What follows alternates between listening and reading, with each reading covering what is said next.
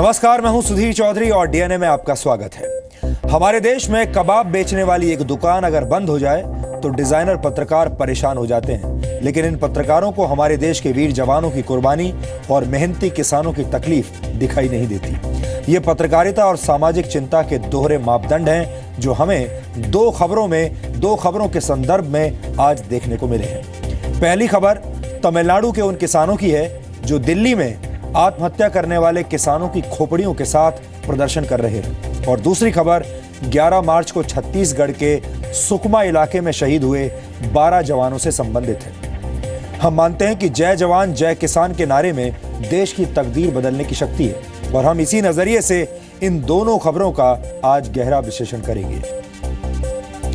तमिलनाडु से आए हुए किसान दिल्ली में इंसानों की खोपड़ियों के साथ प्रदर्शन कर रहे हैं। इनका दावा है कि ये खोपड़ियां उन किसानों की है जिन्होंने सूखे और कर्ज की वजह से आत्महत्या की है, और इन तस्वीरों के अंदर इतना दर्द और आक्रोश है कि आपका सिर चकरा जाएगा। इनसे बातचीत के दौरान हमें यह पता चला कि ये किसान हिंदू होने के बावजूद आत्महत्या करने वाले अपने परिवार के किसानों को दफना रहे हैं, यानी जलाकर उनका अंतिम संस्कार करने की बजाय उन्हें दफन कर रहे हैं। ये लोग चाहते हैं कि किसानों के कंकाल सबूत के तौर पर हमेशा इनके पास रहें और किसानों की परेशानी का यह मुद्दा हर हाल में जिंदा रहे। हमारी टीम ने तमिलनाडु के इन किसानों की समस्या पर बाकायदा एक ऑन द स्पॉट रिपोर्टिंग की है। यह डीएनए टेस्ट आज आपको सोचने पर मजबूर कर देगा। तमिलनाडु के इन किसानों ने खुद इस मुद्दे के लिए अपने बैनर्स पर एक हैशटैग का इस्तेमाल किया था, लेकिन वो हैशटैग सोशल मीडिया पर ट्रेंड नहीं हुआ। यानी हमारे देश में किसी फिल्म स्टार का जन्मदिन तो ट्रेंड कर सकता है, लेकिन किसानों के आंसू कभी ट्रेंड नहीं करते। लेकिन आज आप इस ट्रेंड को बदल सकते हैं, और हमारी आपसे अपील है कि आप हैशटैग #SaveTNFarmers पर जरूर ट्वीट करें। आपको याद होगा 11 मार्च को हमारे देश में 5 राज्यों के चुनावी नतीजों के बीच छत्तीसगढ़ के नक्सल प्रभावित इलाके सुकमा में 12 जवानों के शहीद होने की खबर आई थी। उस दिन जी न्यूज देश का इकलौता ऐसा चैनल था जिसने चुनावी कवरेज के बीच में इन जवानों की शहादत से जुड़ी हर खबर को पहली प्राथमिकता दी थी। आज 24 मार्च है, यानी इस नक्सली हमले को हुए लगभग 14 दिन बीत चुके हैं, लेकिन आपने ध्यान दिया होगा कि पिछले 2 हफ्तों से इस खबर का कोई फॉलोअप नहीं हुआ। हमारे देश के डिजाइनर पत्रकार अपनी एजेंडे वाली पत्रकारिता और कबाब वाली ग्राउंड रिपोर्टिंग में व्यस्त हैं, लेकिन हम ऐसी पत्रकारिता में यकीन नहीं रखते, और इसीलिए जी न्यूज की टीम ने सीधे उस जगह पर जाने का फैसला किया जहां पर करीब 150 नक्सलवादियों ने घात लगाकर धोखे से सीआरपीएफ के जवानों पर हमला किया था। हमने छत्तीसगढ़ के सुकमा जिले के घने जंगलों में उस इलाके से रिपोर्टिंग की है जहां आज भी मिट्टी पर 12 जवानों के खून के निशान दिखाई देते हैं। ये जोखिम भरा असाइनमेंट था, क्योंकि नक्सली कभी भी हम पर निशाना लगा सकते थे, लेकिन हम पीछे नहीं हटे, और आज ये रिपोर्ट आपको हैरान कर देगी। लेकिन सबसे पहले आज की तमाम बड़ी खबरें नॉनस्टॉप न्यूज में।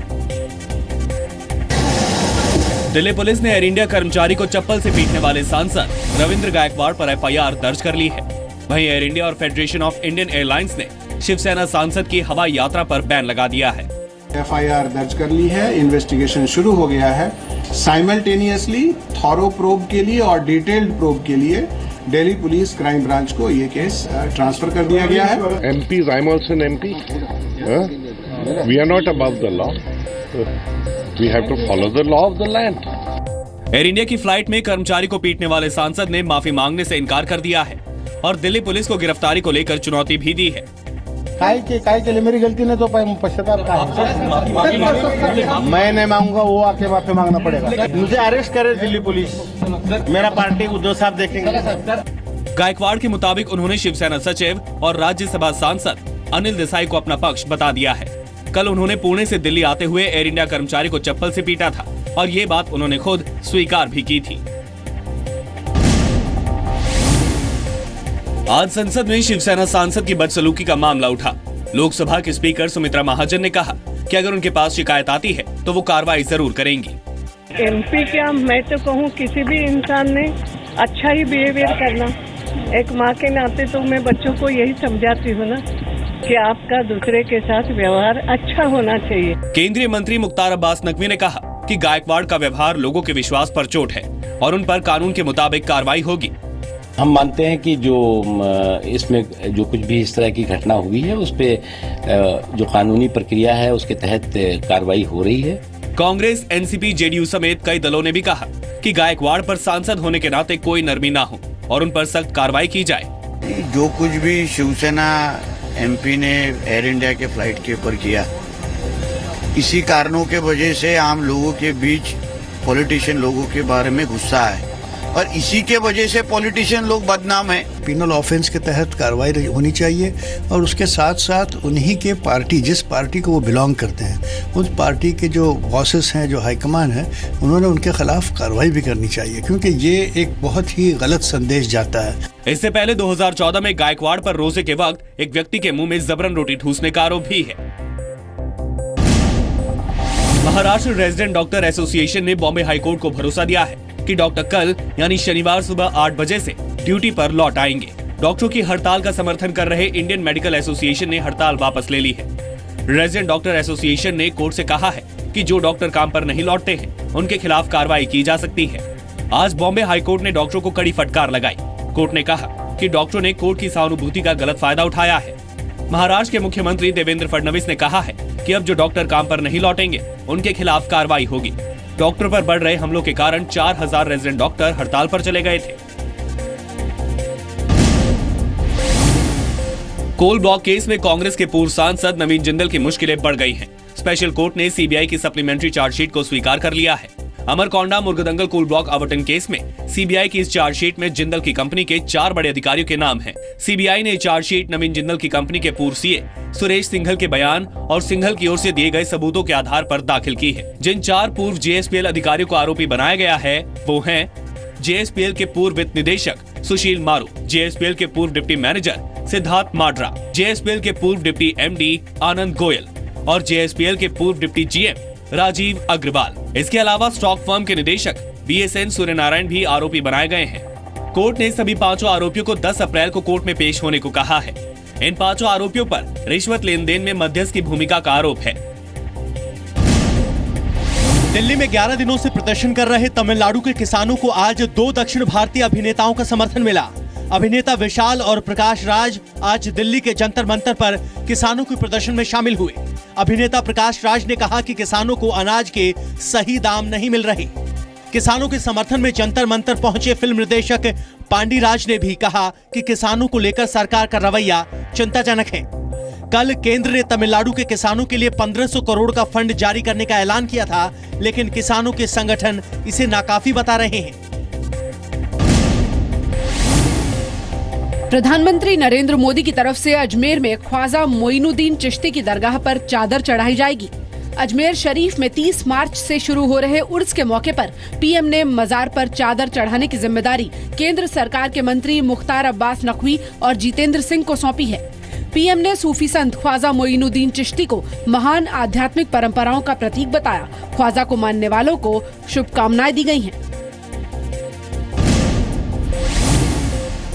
राज्यसभा सांसद और समाज सेवी डॉक्टर सुभाष चंद्रा ने संसद सदस्य के तौर पर मिली पूरी सैलरी प्रधानमंत्री राहत कोष में दान की है। डॉक्टर चंद्रा ने पीएम मोदी से मिलकर उन्हें अपनी पूरी तनख्वाह का चेक सौंपा। इसके साथ ही डॉक्टर सुभाष चंद्रा ने ऐलान किया कि अब वो बतौर सांसद सिर्फ 1 रुपए सैलरी लेंगे और बाकी पैसे प्रधानमंत्री राहत कोष में दान कर दिए जाएंगे।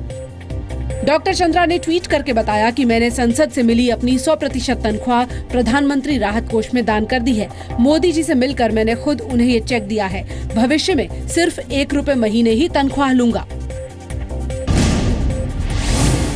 ब्रिटेन ने भगोड़ा शराब कारोबारी विजय माल्या के प्रत्यर्पण की मांग को मंजूरी दे दी है।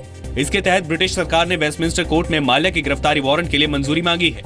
कोर्ट से माल्या के खिलाफ वारंट जारी होते ही उनके प्रत्यर्पण का रास्ता साफ हो जाएगा। भारत ने 8 फरवरी को ब्रिटेन से माल्या के प्रत्यर्पण की अपील की थी। माल्या पर सरकारी बैंकों से करीब 9000 करोड़ का कर्ज लेने के बाद देश से भागने का आरोप है। ईवीएम छेड़छाड़ मामले में सुप्रीम कोर्ट ने चुनाव आयोग को नोटिस जारी कर जवाब मांगा है। कोर्ट ने इससे जुड़ी जनहित याचिका पर आज सुनवाई की और चुनाव आयोग से इस संबंध में 4 हफ्ते के भीतर जवाब देने को कहा। हालांकि सुप्रीम कोर्ट ने याचिकाकर्ता की उस दलील को खारिज कर दिया जिसमें कहा गया था कि सुप्रीम कोर्ट सीबीआई को आदेश दे कि वो इस मामले में अज्ञात लोगों के खिलाफ एफआईआर दर्ज करे और कोई भी ईवीएम जब्त कर उसकी जाँच करे। यूपी समेत 5 राज्यों में विधानसभा चुनाव के नतीजे आने के बाद कई नेताओं ने ईवीएम से छेड़छाड़ का आरोप लगाया था। प्रवर्तन निदेशालय ने शाहरुख खान, उनकी पत्नी गौरी खान और एक्ट्रेस जूही चावला को नोटिस भेजा है। आईपीएल की टीम केकेआर के मालिक शाहरुख खान, जूही चावला और उनके पति अजय मेहता पर टीम के शेयर ट्रांसफर डील के दौरान अपनी टीम के शेयर की कीमत कम बताकर फेमा नियमों के उल्लंघन का शक है। केकेआर का मालिकाना हक शाहरुख खान की कंपनी रेड चिलीज एंटरटेनमेंट के पास है और मेहता ग्रुप के जय मेहता और उनकी पत्नी जूही चावला उनकी पार्टनर हैं। इन शेयर्स को वास्तविक कीमत से 8 से 9 गुना कम दाम पर बेचा गया था। यूपी के मुख्यमंत्री योगी आदित्यनाथ ने 2 दिन बाद ही अपने मंत्रियों के विभागों में थोड़ा फेरबदल किया है।